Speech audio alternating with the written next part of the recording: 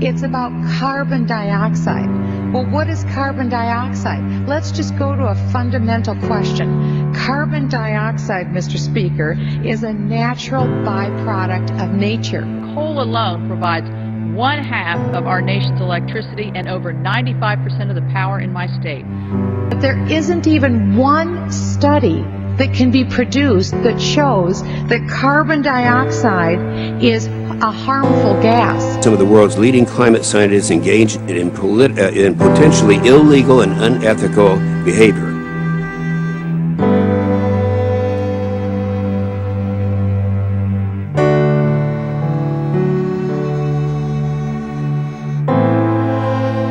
This is the most significant scientific scandal of our generation.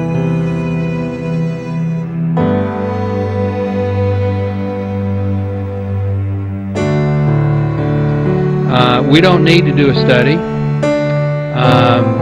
CO2 is not a pollutant under the definitions of the Clean Air Act. It's not harmful to health. As I keep pointing out, as I speak, I create CO2. And so you need CO2 for life. Man-made CO2 does not significantly contribute to climate change. We do have climate change, as we always have, and always will. But to say that CO2 emissions somehow are causing all these, made by man, are causing all these catastrophic changes is simply not true.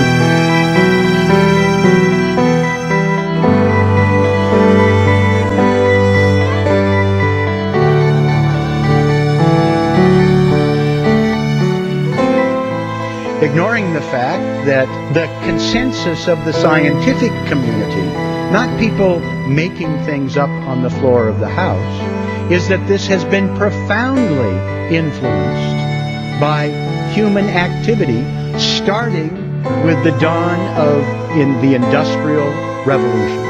So let's just get back down to the real science, and that is, no one in this establishment is talking about addressing the climate change issue. Some people are saying it doesn't exist, and others are trying to sell an environmental placebo.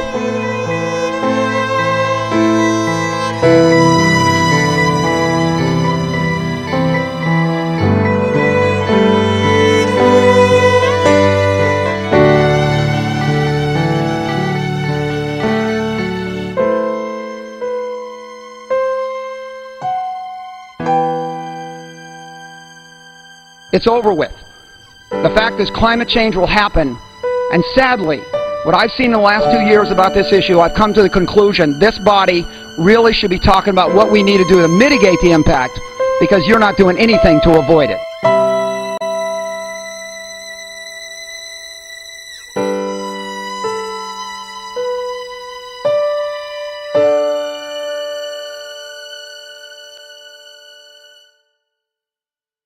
Not a Let's get back down to the real science, and that is, no one in this...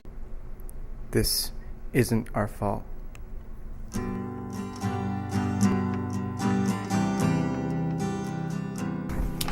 Burning coal, oil, and natural gas released 30.6 billion tons of carbon dioxide into our air in 2010 alone. Over time, use of fossil fuels have increased the amount of carbon dioxide in the atmosphere, from 280 parts per million before the Industrial Revolution to 390 parts per million in 2011. This change is about a 40% increase in atmospheric carbon dioxide concentration over a little more than 100 years. Unlike the carbon in our food, fossil fuel reserves, coal, oil, and natural gas, represent a pool of carbon that has been sequestered away from the atmosphere for millions of years.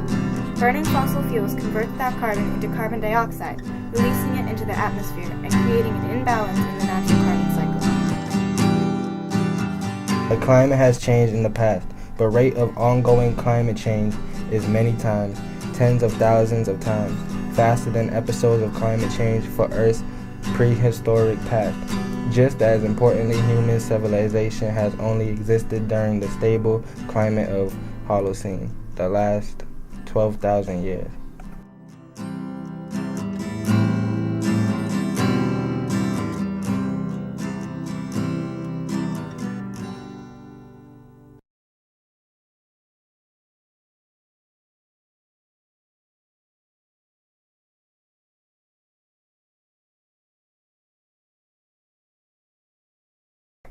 You say you care, and that you're doing what's best for the American people, but in truth, you're only doing what you think is right.